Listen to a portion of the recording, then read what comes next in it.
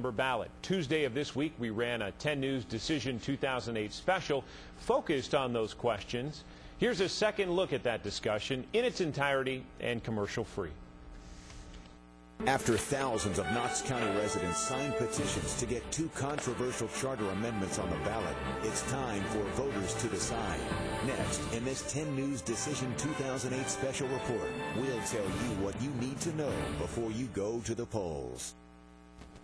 Good evening, I'm John Becker. Thanks for joining us. And I'm Robin Wilhoyd. Well, we have talked for months now about the reported, or actually we've talked for months now about the proposed charter amendments that, of course, could change the face of Knox County government. And in just a moment, we will go into detail about those amendments that will be on the Knox County ballot. But first, a quick look at the recent history of how we arrived at this vote.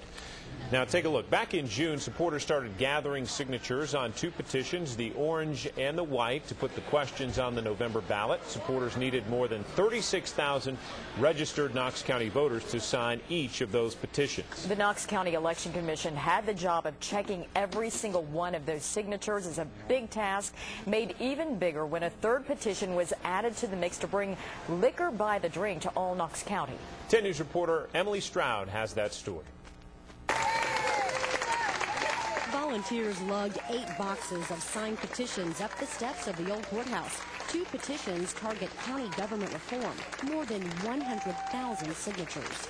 A special thanks to all the heroes, and they are here. The people who went out and got signatures, 10 today and 15 tomorrow. Now the petition eligibility system kicks in. That is the labor-intensive process of verifying each one of these signatures. First thing we're going to do is check to see that they're registered to vote. Trained election workers use computers to check names, dates, and addresses. Then they'll compare petition signatures against voter registration card signatures. And what we're looking for basically is to make sure people didn't sign for their spouse, maybe inadvertently, or just sit down and sign a bunch of names. In the past few years, the Election Commission checked signatures for the wheel tax and city fair hotel petitions. About 20% of those signatures were invalid. So charter petition supporters gathered about 26,000 signatures beyond what they need.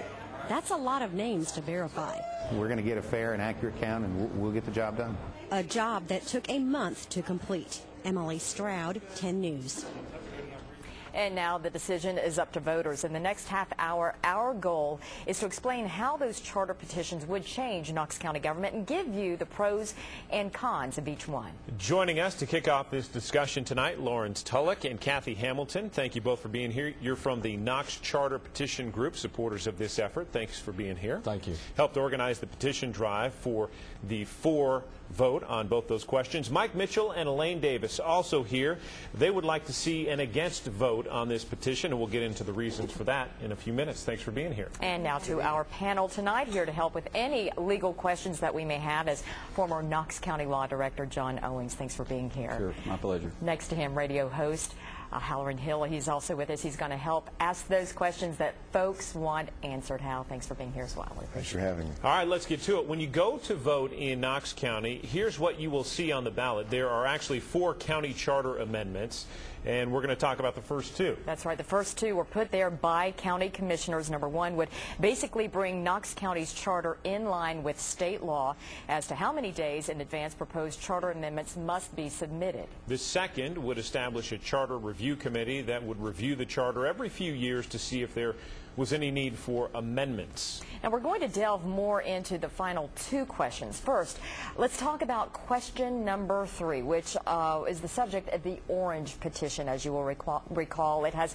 4 main parts. It would reduce the number of county commissioners from 19 to 11. That would mean each district would have 1 representative instead of 2, with 2 county-wide or at-large seats. It would also create a policy to prevent any county employee from being a county commissioner and adopt a nepotism policy to prevent any elected or appointed county official from supervising, hiring, or helping a family member get a job in county government. And finally, it would require elected or appointed officials to disclose any conflicts of interest and recuse themselves from any discussion or votes on that matter. All right, let's focus on that question first, guys. And Lawrence, let's start off with you.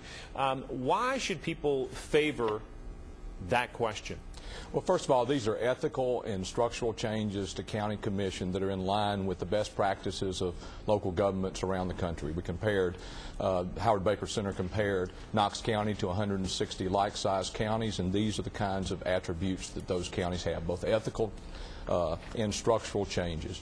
As to the most controversial issue on there, which is the restructuring of county commission, the reason you'd want to favor it is you actually vote for more people. You vote for 3 of 11 commissioners in each district rather than 2 of 19. Right now, the way commissioners are elected is district only. You elect your 2. You don't have any say at all in the other 17. By getting a more efficiently sized commission with at-large, you elect 1 per district and 2 at large, so you vote for 3 of 11, therefore having much more say over county commission. And having heard that, then we want to hear from those who are against this amendment.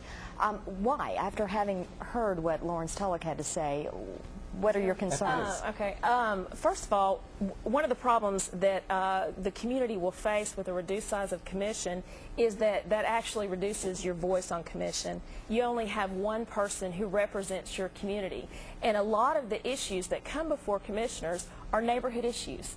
So you want somebody that's a part of your community, that lives there, that works there, that goes to church there, their kids go to school. They understand the feel of that neighborhood, and they're your champion on commission. They're the ones that you go to and say, you know, this is my concern. Now, if that's reduced to 1, what happens if they're sick?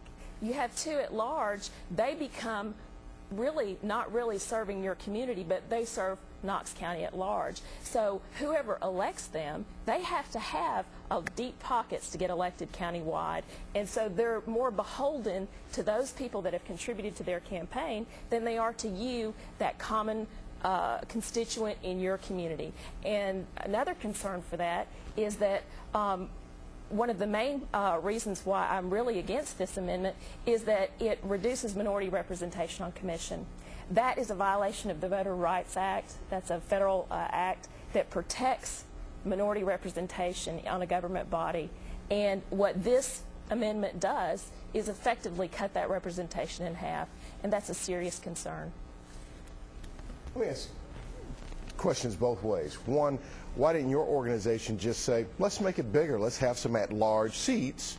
Sure. 2, on this side, someone might shoot back and say, well, City Council does fine. They're smaller, but they get it done, and they represent, when you look at the number of people that live inside the city, people who live in the county, they get it done. So let me ask you first and then bounce over to you.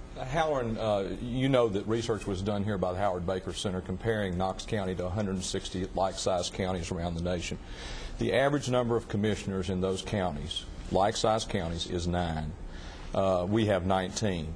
The best practices in those counties were to elect both district and at-large with staggered terms. We elect district only with no staggered terms. So this provision has district, at-large, and staggered terms, and a size of commission that's more efficient. But let's deal with the neighborhood issue that Ms. Davis brought up. If you're a neighborhood activist in a district, right now you have to go out and convince 8 commissioners outside your district who you've not voted for at all to be interested in your issue.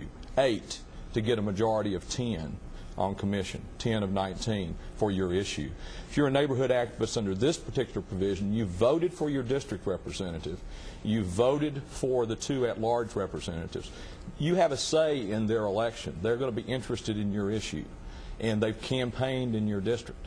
You have to go out and get 3 more people to get a majority on commission. So actually it gives more voice to the citizens, to the neighborhood activists. Sounds like the new math. I don't think that people should sacrifice their right to vote. I mean, it's very simple.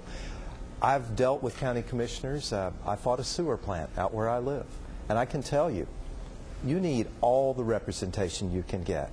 And I like that representation to be local, based in the community, people that understand what's happening in that community. I just wonder, what's it like to be an at-large candidate, to have to raise twice the amount of money to run for office and to be beholden to all those districts? Sounds like a full-time job to me.